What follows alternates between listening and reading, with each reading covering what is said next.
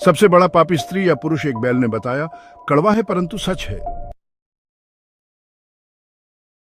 छोटा सा गांव सत्वर प्राचीन मिथकों से भरा हुआ था।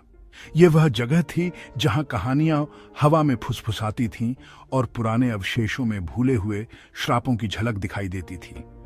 एक तूफानी शाम मंजली, एक युवा कहानीकार, अपने दोस्त मदन के साथ जंगल के किनारे बने एक पुराने मंदिर में बैठी थी। टिमटिमाते दिए की रोशनी में डरावने साए बन रहे थे और तभी मंजली ने अपनी कहानी शुरू की। क्या तुमने कभी पांडोरा के आईने के बारे में सुना है? उसने धीरे से पूछा। मदन ने भौहें उठाई। आईना? क्या यह पांडोरा का बॉक्स नहीं है? मंजली मुस्कुराई। बॉक्स तो कहानी का सिर्फ एक हिस्सा है। मुझे तुम्हें उस हिस्से के बारे में बताने दो जो ज्यादातर लोग नहीं जानते।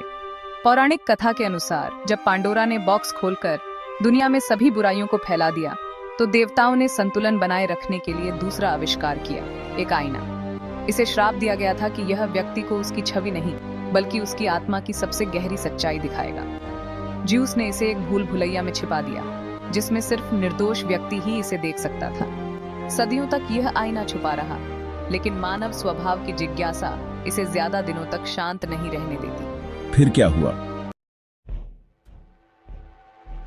एक राजकुमार था जिसका नाम था किरण। उसने सत्ता पाने के लिए घोर पाप किए थे, धोखा, हत्या और विश्वासघात। लेकिन उसका अपराध बोध उसे चैन नहीं लेने देता था। उसने सुना कि यह आईना उसके पापों का समाधान कर सकता है। वह मुक्ति की उम्मीद में उस भूल भुलैया को खोजने निकल पड़ा। उसकी पत्नी लीना उसे रोकने की कोशिश करती रही। यह श्रापित चीज तुम्हें नष्ट कर देगी, उसने कहा। लेकिन किरण अपनी जिद पर अड़ा रहा। और यहीं से कहानी डरावनी हो जाती है।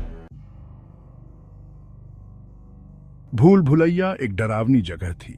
दीवारें बार बार बदलती थीं और वहां की हवा में फुसफुसाहटें थीं, जैसे कोई अदृश्य शक्ति उसके पापों की गवाही दे रही हो। सप्ताहों की यात्रा के बाद किरण ने भूल भुलैया के केंद्र में आईने को पाया। यह एक विशाल चमकता हुआ आईना था जिसके चारों ओर नागों के आकार की आकृतियां उकेरी गई थीं।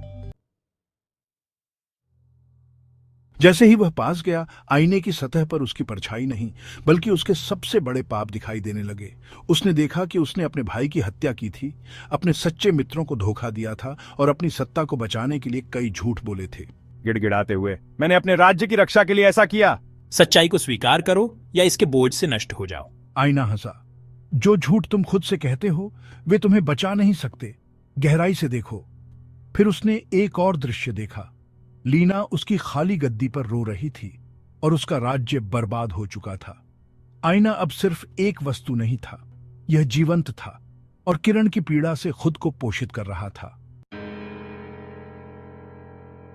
लीना, जो अपने पति के लिए समर्पित थी, भूल भुलैया में गई और उसे ढूंढ निकाला। लेकिन जब वह उसे लेकर लौटी तो किरण अब वही आदमी नहीं रहा। उसकी आंखें खाली थीं और वह बड़बड़ाते हुए अजीब बातें करता रहा।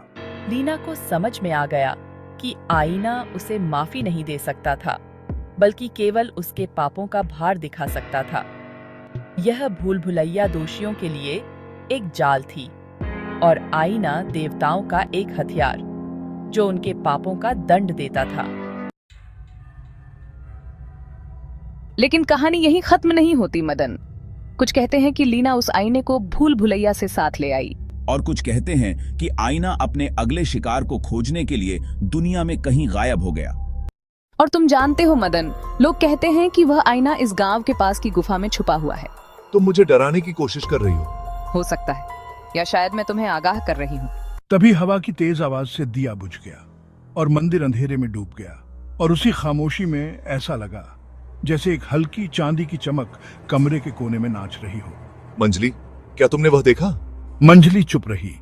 कुछ क्षणों के लिए केवल हवा की आवाज और मंदिर की पुरानी दीवारों से टकराते फड़फड़ाते पत्तों की गूंज सुनाई दी। मदन, क्या तुम्हें सच में लगता है कि आईने की कहानी सिर्फ एक मिथक है? ये सब तुम्हारे बनावटी किस्से हैं मंजली। मुझे डराने की कोशिश मत करो। मंजली की हंसी गूंज उठी, लेकिन उसमें एक अजीब ठंडक थी। अगर ये सिर्फ एक कहानी है तो तुम उस गुफा में जाने से नहीं डरोगे, है ना? गुफा? कौन सी गुफा? तुम्हें पता है, वह गुफा जो इस मंदिर के पीछे जंगल में छिपी है।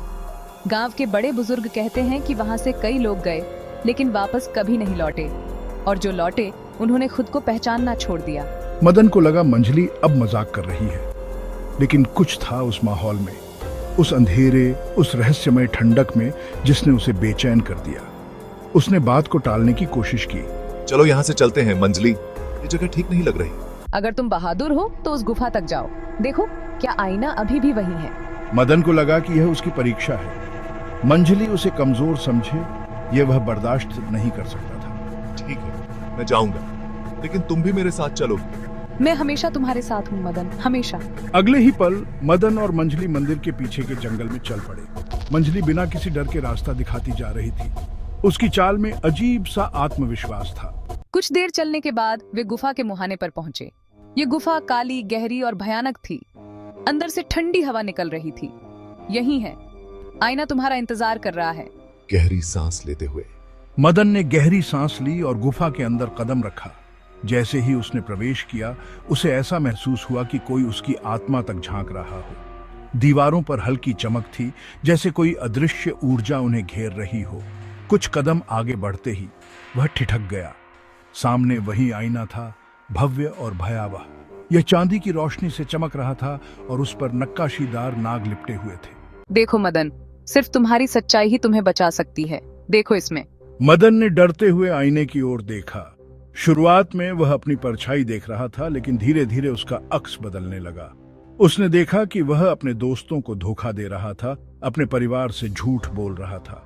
उसने उन छोटे छोटे पापों को देखा जिन्हें उसने कभी गंभीरता से नहीं लिया था। लेकिन जैसे जैसे दृश्य गहराते गए, उसने खुद को किसी अजनबी की तरह देखा, स्वार्थी, लालची और बेरहम। ये झूठ है।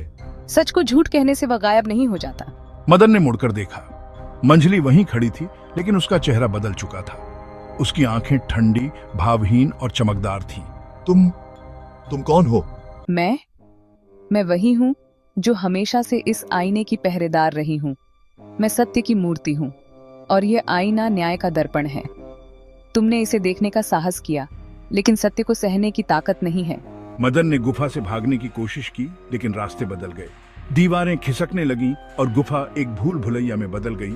मंजली और व्हाटएवर शी हैड बिकम उसके पीछे चलती रही, उसकी हर चीख पर मुस्कुराती रही। तुम्हें बचने का कोई रास्ता नहीं मिलेगा मदन। ये गुफा उन सभी को सजा देती है जो सत्य से भागते हैं। गांव वालों ने अगले दिन मदन को ढूंढने की कोशिश की, लेकिन उसका कोई पता नहीं चला। कुछ कहते हैं कि उसने गुफा में प्रवेश किया और कभी वापस नहीं लौटा। कुछ कहते हैं कि वह लौट आया, लेकिन उसका चेहरा बदल चुका था। उसकी आंखें खाली और आवाज खोखली थी। और मंजली, वह गांव से गायब हो गई। लेकिन कभी कभी सत्वर के लोग मंदिर के पास उस चमकते आईने की हल्की झलक देखते हैं और एक जानी पहचानी आवाज सुनते हैं। क्या तुम भी अपनी सच्चाई देखने का साहस करोगे? यदि आप जानना चाहते हैं तो चैनल को सब्सक्राइब करें, ताकि अगले भाग की नोटिफिकेशन आप मिल सके, और वीडियो को लाइक करें। मंजली इस कहानी से बस यही बताना चाहती है, जैसे इस कहानी का अंत नहीं मिल रहा है और मदन गुफा से बाहर नहीं निकल पा रहा है, ठीक वैसे ही यह सवाल भी है, सबसे बड़ा पापी स्त्री या पुरुष में से कौन है? ये नहीं कहा जा सकता है किसी भी आधार पर। हाँ, इतना जरूर कह सकते हैं कि कुछ जगह पर पुरुष गलत है और कुछ जगह पर महिला, लेकिन किसी एक को आप दोषी नहीं कह सकते हैं जब तक कि आपको पूरी बात का ना पता हो। मिलते हैं फिर कहानी के अगले भाग में, शायद तब कुछ निर्धारित कर पाए। धन्यवाद।